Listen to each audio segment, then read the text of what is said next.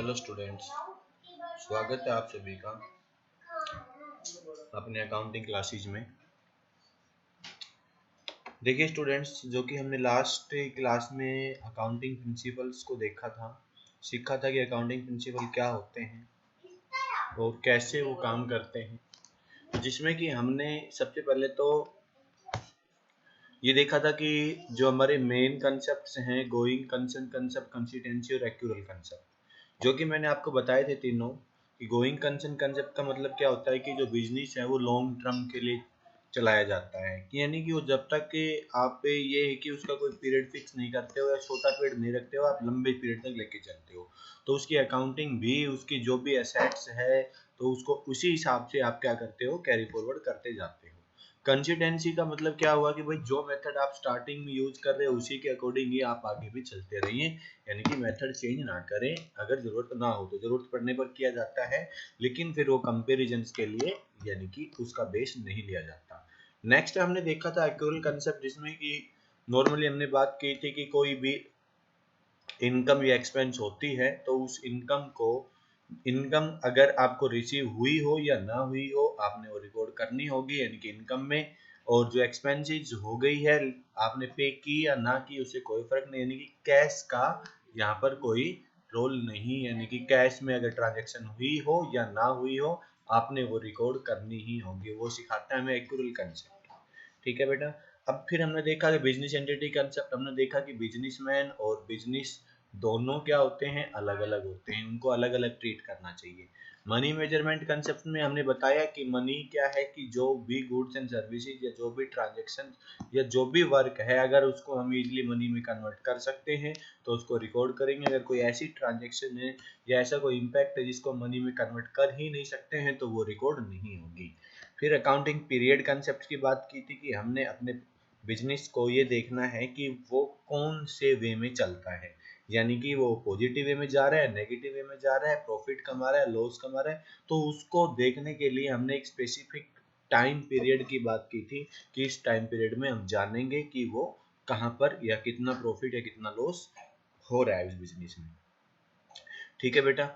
फिर हमने ये देखा था कि कॉस्ट कंसेप्ट और हिस्टोरिकल कंसेप्ट, यानी कि जो भी सामान आपने जिस केस में खरीदा है उसी टाइम के बेस पर उसी कॉस्ट को आपने लेके चलना है। इसमें हम इन्फ्लेशन या डिफ्लेशन को नहीं काउंट करते हैं, ना ही टेक्नोलॉजी यानी कि टाइम टू चेंज होने पर उसकी कॉस्ट पर इम्पैक्ट, यानी कि जो आपने परचेज किया है। हिस्टोरिकल और कॉस्ट कंसेप्ट यही कहता है कि जो आपने स्टार्टिंग में जो असेट्स लगाई है उसी कॉस्ट के बेस पर आप अपनी अकाउंटिंग करते चलोगे, अगर रिवैल्यूएशन नहीं हुआ है तो, जो कि हम बाद में बताएंगे इस चीज को।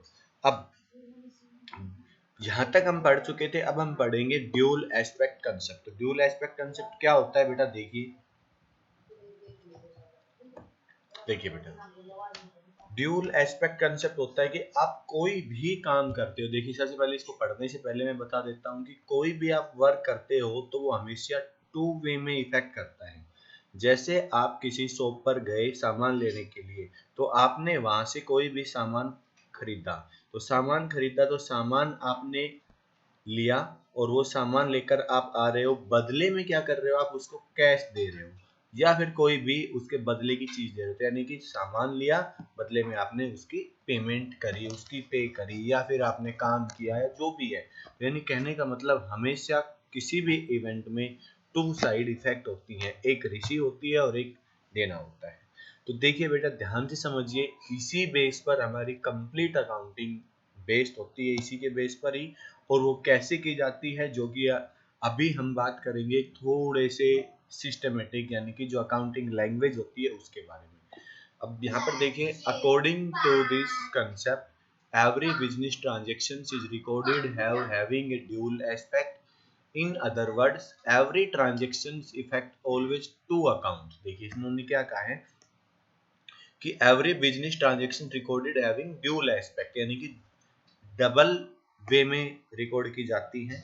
Other word every transaction effected at least two account, यानी कि इसका मतलब क्या हुआ कि हर ट्रांजेक्शन क्या करती है, इफेक्ट करती है दो अकाउंट, यानी कि दो ऐसी कोई वे जो उसको इफेक्ट करते हैं कि दोनों में कम या ज्यादा होगा, एक में बढ़ रहा है तो दूसरे में कम हो रहा है। तो उसी के बेसिस पर हम काम करेंगे। If one account is debited, debited का मतलब यहाँ पर हम बात करेंगे बेटा कि वो कम होना, डेबिटेड का मतलब वहां पर वो कम हुआ है। In other account will be credited, credit का मतलब बढ़ा है।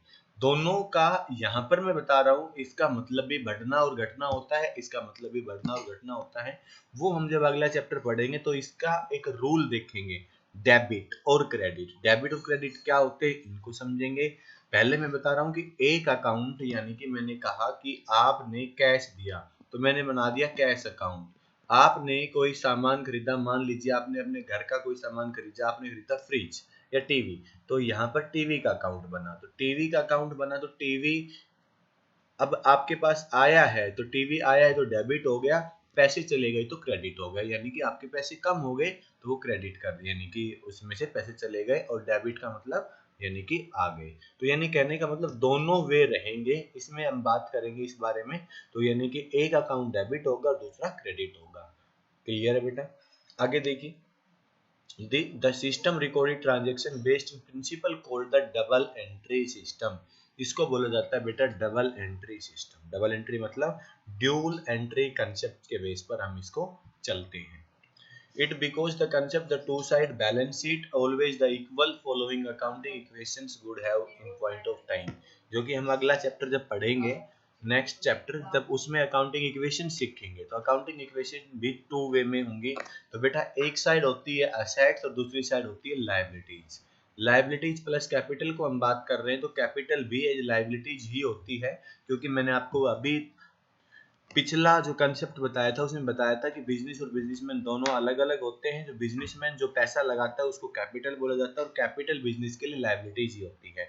इसको हम इंटरनल लायबिलिटीज बोलते हैं, इसको एक्सटर्नल लायबिलिटीज। इसलिए हम इन दोनों वर्ड्स को क्या कर रहे हैं, हम इसको यानी कि अलग अलग लिख रहे हैं। तो इससे कि हमारे पास एक फॉर्मूला निकल गया है कि कैपिटल कौन सी होती है, कैपिटल निकालने का वे क्या होता है। तो जो भी हमारे पास असेट संपत्ति होती है उसमें से लायबिलिटी यानी दायित्व को हम क्या कर देंगे, माइनस कर देंगे। तो यानी कि एक साइड असेट्स और एक side liabilities completely.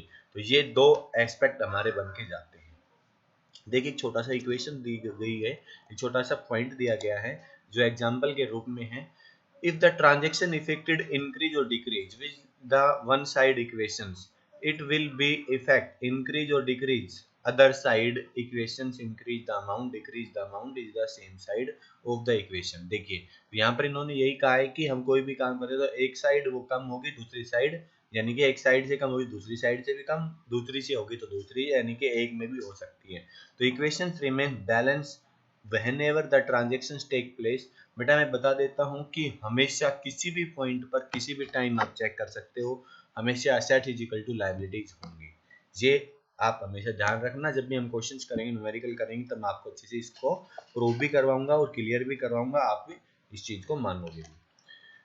For example जैसे ए एक्स का means the business worth 20 lakhs, यानी कि मिस्टर एक्स ने बिजनेस को स्टार्ट किया 20 लाख रुपए कैश लगाकर, and loan rupees 5 lakh from the bank and 25 use to buying some assets, यानी 25 लाख रुपए का क्या किया उसने, असेट्स खरीदी। द प्लांट मशीनरी, तो क्या हो गया कि असेट्स कितनी खरीदी उसने 25 लाख की, लायबिलिटीज कितनी है 5 लाख की, और उसकी कैपिटल कितनी है 20 लाख की। तो दोनों साइड टोटल क्या रहा, बराबर रहा। तो ये होता है बेटा आपका ड्यूल एस्पेक्ट। ठीक है, अब ध्यान से काफी इंपॉर्टेंट पॉइंट है, ध्यान से देखना है, रेवेन्यू रिकॉग्नाइजेशन या रियलाइजेशन कंसेप्ट। ये कंसेप्ट क्या कहता है इसको ध्यान से समझना। बहुत सारे स्टूडेंट्स इसमें प्रॉब्लम्स फेस करते हैं कि सर इसका मतलब क्या होता है, ये समझ नहीं आया। तो मैं एक सिंपल सा पॉइंट बता रहा हूँ आपको। रेवेन्यू का मतलब क्या होता है, revenue means amount which added the capital as result the business operation. कहने का मतलब क्या हुआ कि रेवेन्यू का मतलब है बेटा कि जो भी आपने कुछ मिलता है, रेवेन्यू मिलता है और वो ऐड कर देते हो आप अपने कैपिटल में बिजनेस ऑपरेशंस में, कि भाई आपको जो मिला वो आपका प्रॉफिट है, रेवेन्यू है, उसको आपने अपनी ऑपरेशंस के बेस पर लिया है। Revenue is earn by the sale of goods by providing service, यानी कि रेवेन्यू क्या होती है कि आपने कोई सामान बेचा और या कोई सर्विस दी, उस सर्विस से मिलने वाली फीस या उस सामान को बेचने से मिलने वाली payment. concept of revenue recognition determine the time the particular period in which revenue is realized। देखिए बेटा, जैसे कि मैंने एक्चुअल कंसेप्ट की बात की थी उसी से ही डायरेक्ट मिलता जुलता है। यहाँ पर क्या है, concept revenue recognising determine the time of particular period. Particular period का मतलब जिस पीरियड में आप ये काम कर रहे हो, यानी कि which the revenue is realise, जैसे ही वो रेवेन्यू रियलाइज हो गई। जैसे मैंने क्या कहा, आप देखते हो अपने आसपास भी, गांव में भी आपने भी ये किया होगा, भाई आपको कोई सामान खरीदना है, अपने दोस्त से आपको कोई चीज पसंद आ गई, तो आप क्या करते हो कि उसको कहते हो कि भाई ये चीज मेरे को दे देना, मेरे को बेचना। उसने कहा भाई अभी नहीं, मैं 1 वीक के बाद, तो आप उससे क्या कर लेते हो, एग्रीमेंट कर लेते हो, भाई ये कुछ पैसे लीजिए, 1 सप्ताह के बाद मुझे ये सामान है, मुझे मिल जाना चाहिए। तो कहने का मतलब उसी पीरियड में आपने क्या किया, उसमें उस रेवेन्यू को रियलाइज कर लिया गया। Revenue is deemed to be realise when the title of ownership of the goods transfer to the purchaser is legally become liable to pay the amount. यानी कि क्या कहा गया है कि ओनरशिप जब तक गुड्स की नहीं मिलती, ओनरशिप का मतलब मालिकाना हक उस सामान का जब तक नहीं मिलता है, ट्रांसफर नहीं होता है। मान लीजिए वो जो सामान तो आपके दोस्त के नाम था, आप जब ले रहे हो तो आपने लिया और तब तक वो ओनरशिप आपके नाम नहीं हुई, तो लीगली हो जाती है, तो लीगली आप पे बाउंडेड होंगे उसको पे करने के लिए, भाई उसका अमाउंट पे करोगे। Should be reminder the revenue recognise not related with the receipt of cash. जब भी आपने अगर ये बात की है कि भाई मुझे चाहिए, तो आपने उसी टाइम ही क्या कर लिया था, रिकॉर्ड कर लिया था, यानी कि आपने वो काम कर लिया था। जब आप पे कर रहे हो एक्चुअली, तब वो आप दोबारा से उसको रिकॉर्ड नहीं करोगे। देखिए छोटा सा एग्जांपल देखते हैं। If A firm gate A order of goods 1 जनवरी, एक फर्म को एक ऑर्डर मिला 1 जनवरी को, supplies of goods of 20 January and received the cash 1 अप्रैल, यानी कि कैश कब मिल गया उसको, 1 अप्रैल को ही मिल गया। यानी कहने का मतलब 1 जनवरी को तो क्या हुआ, ऑर्डर मिला, 20 जनवरी को आपने सामान भेजा और जो कैश मिल रहा हो 1 अप्रैल, यानी कि कहने का मतलब 2 महीने बाद उसको कैश मिल रहा है। और जिस दिन ऑर्डर मिला था उससे 3 महीने बाद, लगभग 3 महीने बाद उसको पैसे मिल रहे हैं। तो वो रेवेन्यू को रिकॉर्ड कब करेगा, the revenue which we deemed have been the earn on 20 January, जैसे ही उसने अपनी उस ट्रांजेक्शन को फुलफिल कर दिया 20 जनवरी को, ownership of goods transfer on that date, तो इस डेट को क्या होगी, ओनरशिप ट्रांसफर होगी। तो 20 जनवरी को ही हम उस ट्रांजेक्शन को रिकॉर्ड कर देंगे, चाहे पैसे कभी भी मिले हमें, 1 अप्रैल को मिले या 20 जनवरी को ही मिले, हमने वो ट्रांजेक्शन रिकॉर्ड कब करनी है, 20 जनवरी को करनी है। ठीक है बेटा, क्लियर है, समझ में आया। नेक्स्ट देख लीजिए, रेंट के एक एग्जांपल दिया गया है कि rent of the month of March 2015 even received April 2015 treated a revenue financial year ended 31st March 2015. Similarly, the commissions of April 2015 received in advance in March 2015 will be treated as the revenue financial year commencing the April 2015। देखिए बेटा ध्यान से, क्या कहा गया है कि एक मार्च का कोई रेंट था, मार्च 2015 का, और वो रिसीव हो रहा है अप्रैल में, तो आपने उसको रिकॉर्ड करना है कब, आपने जैसे ही मार्च का महीना हो तो मार्च की इनकम को मान के करना है। ऐसे ही अगर फाइनेंशियल ईयर में मान लीजिए 31 मार्च को आपको कोई कमीशन रिसीव्ड हो गया अगले साल का एडवांस में, तो आप उसको अप्रैल में दिखाओगे न कि मार्च में। कहने का मतलब वो परफॉर्म कब किया गया है वो देखना है, यानी कि यहाँ पर जैसे हमने बात की कि लीगली बाउंड द लाइबल पे कब हो रहा है, वो लीगली कब हो रहा है, तो उसी पॉइंट्स को हम क्या करेंगे, कंसिडर करेंगे। In case of sales of instalment, instalment का मतलब होता है बेटा किस्तों में सामान को, यानी कि पैसे को कलेक्ट करना। यानी कि आपने सामान तो क्या कर दिया, बेच दिया आज ही, और उसका पैसा कैसे आ रहा है, इंस्टॉलमेंट के बेस पर। तो कलेक्टेड रिलाइज, जैसे ही आपकी इंस्टॉलमेंट रिलाइज होगी आप रिकॉर्ड करोगे।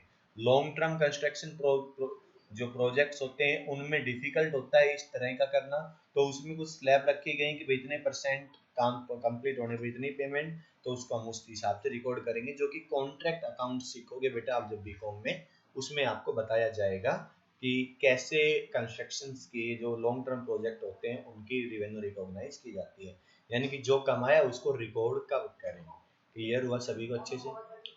अब हम अगला पॉइंट देखते हैं, मैचिंग कंसेप्ट। मैचिंग कंसेप्ट का सिंपल सा फंडा है बेटा, आप जैसे नाम से जानते हो कि मैच करना। इसका मतलब ये है कि जिस टाइप की जो खर्चा है, जो एक्सपेंसिव है, जो इनकम है, वो उसी के नेचर में जानी चाहिए। जैसे मैं आपसे बात करूं कि फॉर एग्जाम्पल, छोटा सा एग्जाम्पल लेके मैं बात करता हूँ आपसे कि आपको क्या मिलती है, पॉकेट मनी मिलती है। मान लीजिए आपको मंथली 500, या फिर एज ए आपकी पॉलिसी, जो आपकी फाइनेंशियल कंडीशन है फैमिली की, उसके हिसाब से किसी को 100 रुपीज, किसी को 200, किसी को 5 है, किसी को 1000 भी, तो वो आपको पॉकेट मनी मिलती है। यानी कि वो पॉकेट मनी किस नाम की होती है कि आप अपनी मर्जी से उसको खर्च कर सकते हो। आप अपनी एजुकेशन यानी कि नोटबुक, पेन, जो भी आपको जरूरत होती है उस पर आप खर्च कर सकते हो। उसका एक हिसाब जो कि घर आपने अपने पेरेंट्स को नहीं देना होता, वो आपको मंथली मिलता है। चाहे तो आप उसको पार्टी करते हो या जो भी काम करते हो उस चीज से उसको खर्च करते हो बेटा। तो आपने, अगर आपको मान लीजिए 500 रुपीज की पॉकेट मनी मिलती है, और आपके घर पे आपकी मम्मा आपको बोलती है कि बेटा जाओ दुकान से सामान खरीद लाओ, आपने 200 रुपए का सामान खरीद के लाया, तो बताओ कि आप ये 200 रुपए मम्मा से और मांगोगे या इन्हीं में से खर्च कर दोगे? तो सभी का क्वेश्चन ये रहेगा कि हम तो मम्मा से मांगे, क्योंकि ये तो हमारी पॉकेट मनी है, इसमें से हम घर का खर्चा नहीं करेंगे। तो सेम एज इट इज ही बेटा, यहाँ पर भी मैचिंग कंसेप्ट ये कहता है, क्योंकि ये 200 रुपए किसके थे, ये घर के अकाउंट के थे, घर से मम्मा से लेने थे, तो इसलिए आपने अपने यहाँ से ना लेके यहाँ से मांगे, या यहाँ से खर्च करने के बाद आपने इसमें 200 रुपए ऐड करवाए। क्यों? क्योंकि आपने कहा कि ये तो मेरा था, इसको कॉमन नहीं बनाना चाहिए। तो इसी टाइप से मैचिंग कंसेप्ट भी यही कहता है कि जो भी पॉइंट आपके पास है बेटा, जो भी यानी कि टाइप्स का अकाउंट्स होता है, उसी के टाइप में से ही आपने लेना है। जैसे आपसे बताया गया था मैंने कि जो बिजनेस एंटिटी कंसेप्ट था, कि बिजनेसमैन का जो खर्चा है वो बिजनेस का नहीं माना जाएगा, और बिजनेस का खर्चा बिजनेसमैन के अकाउंट्स में नहीं इंक्लूड करोगे। तो यहाँ पर भी यही है कि कोई अगर कैपिटल नेचर का खर्चा है तो उसको कैपिटल नेचर में डालोगे। कैपिटल नेचर बेटा हमने बात की थी, कैपिटल नेचर और रिवेन्यू नेचर। कैपिटल नेचर बड़े लेवल का था, जो कि जिसमें आपकी असेट्स और लायबिलिटीज इफेक्ट हो रही थी। लेकिन रिवेन्यू नेचर का क्या था, जो आप मेहनत करके, यानी कि जिसमें असेट्स लायबिलिटीज चेंज नहीं हो रही हो। तो यानी कि रिवेन्यू नेचर का है तो रिवेन्यू में आएगा, यानी कि आपका डेली रूटीन की एक्टिविटीज में आएगा। और अगर वो असेट से रिलेटेड यानी कि कैपिटल से रिलेटेड है तो वो असेट्स में आएगा। जैसे मैं आपसे बात करता हूँ, फॉर एग्जांपल आपने बाइक खरीदी, बाइक या स्कूटी खरीदी आपने, तो बाइक और स्कूटी क्या है आपके लिए, कैपिटल नेचर का है। बाइक आपने खरीदी मान लीजिए 70,000 रुपीज की। अब आपने क्या किया, उसमें 70,000 खरीदी, उसमें जैसे ही खरीदी उसमें आपने 5,000 रुपीज की एसेसरीज लगा दी। उसके अलावा आपने उसका रजिस्ट्रेशन करवाया, तो मान लीजिए 15,000, तो 90,000 रुपीज की आपकी बाइक हुई। तो और उसको लाने में जो खर्चा हुआ, तो कहने का मतलब 90,000 रुपीज आप क्या बताओगे, उसकी कॉस्टिंग बताओगे, वो उसकी कॉस्ट है। अब ऐसा नहीं है कि एक साल के बाद आप कहो कि भाई मेरी 90,000 रुपए की मैंने बाइक खरीदी थी, और इसमें मैंने 30,000 रुपीज का पूरे साल पेट्रोल डाला, तो पेट्रोल डाला तो वो भी इसी में ऐड होगा, नहीं। वो बेटा आपका रिवेन्यू नेचर का खर्चा था। ये कैपिटल, कैपिटल नेचर का क्या है कि जो एक बार किया जाता है और वो उसी का यूज हम बार बार करते रहते हैं। तो यही चीज हमने देखनी है, मैचिंग कंसेप्ट। अगर वो रिवेन्यू है तो रिवेन्यू किस में आएगी, कैपिटल नेचर में आएगी, या फिर वो आपकी जो कि रिवेन्यू नेचर में आएगी। यानी कि आपने पैसा कमाया है तो रिवेन्यू में, और अगर आपने लोन लिया है या उधार लिया है तो वो कैपिटल नेचर में। तो इसका मतलब यही होता है। देखिए इसको थोड़ा officially, this concept is a very important, correct the determination of net profit. Net profit को करेक्ट मापने के लिए हम इस कंसेप्ट का यूज करते हैं। According this concept determine the net profit business operation all cost which applicable to revenue of the period of charge the against the revenue. यानी कि कहने का मतलब हर खर्चे को हम क्या मानेंगे, रिवेन्यू नेचर का मानेंगे, जो कि जिस पीरियड में आप उस जो आपने कमाने के लिए उसको खर्च किया है जिस पीरियड में, तो उस पीरियड में उसको हम रिकॉर्ड करेंगे। उसी के अकॉर्डिंग मैचिंग कॉस्ट, जैसे रेवेन्यू हो गई, first revenue should be recognised against the generating the revenue should recognise for देनी कुछ पॉइंट्स हैं, तो उन पॉइंट्स के बेसिस पर हम इसको क्या करेंगे, अलग करेंगे। देखिए मैं इसको रफ कर रहा हूँ, फिर उसके बाद हम देखेंगे।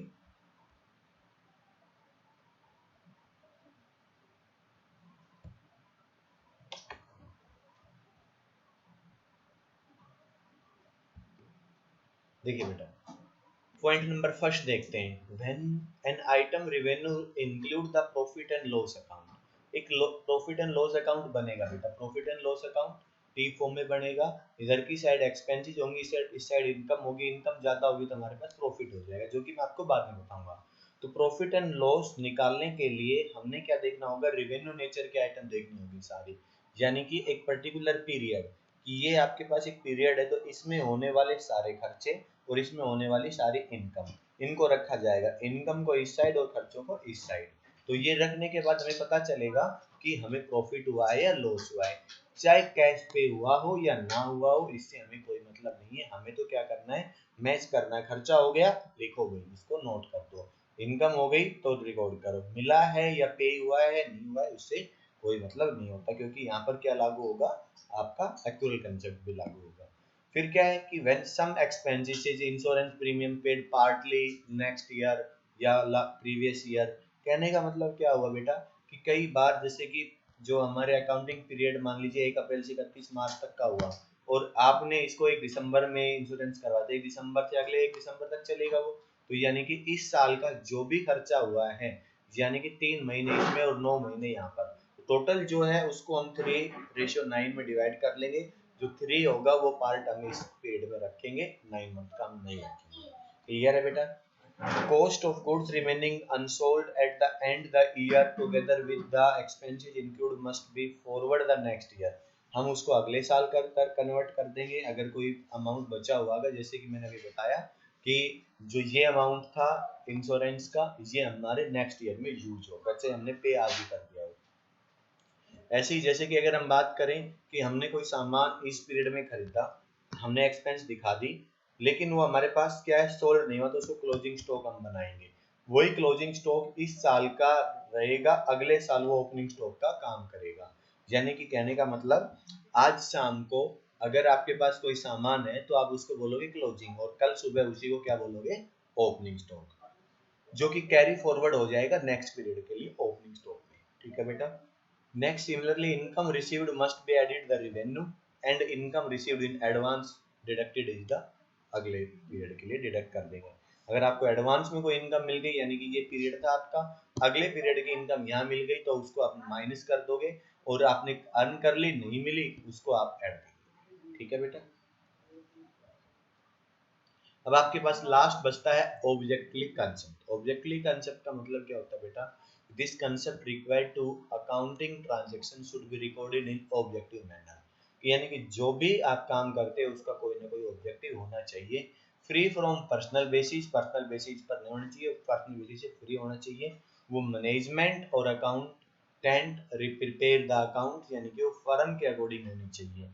जैसे कि मैं बात करता हूँ कि कुछ उसके प्रूफ होने चाहिए ट्रांजेक्शन्स के, जैसे वाउचर हो गए, कैश मेमो हो गए, इनवॉइस हो गए, सेल बिल हो गए, पेइंग स्लिप हो गए, कोरेस्पेंडेंट या एग्रीमेंट ईटीसी।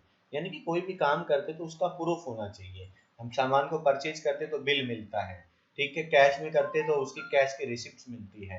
क्रेडिट में खरीदते हैं तो उसका कैश मेमो मिलता है जो क्रेडिट का होता है। तो उसी के बेस पर हम क्या करेंगे, ट्रांजेक्शन करेंगे। यही है बेटा आपके पास, यानी कि जो कंसेप्ट हैं, ये 11 कंसेप्ट पे आपने क्या करना है, काम करना है। फिर हम बात करेंगे आपके कन्वेंशन पर, जो कि कन्वेंशंस क्या होंगे, कन्वेंशंस जिसको हम अपने अकॉर्डिंग यूज करेंगे, जो हमारे पास जरूरी है उनको। तो ये हम देखेंगे अपनी अगली क्लास में। अभी आपने यही देखने हैं। तो ये 11 के 11 कंसेप्ट आपने अच्छे से रिवाइज करने, नोट करने। किसी भी पॉइंट में अगर प्रॉब्लम आती है तो आप मेरे से कॉल करोगे, मैसेज करोगे, पूछोगे कि सर ये कैसे होगा, ठीक है, और ध्यान से इसको कंप्लीटली अच्छे से करोगे। ठीक है। Thank you for watching this video.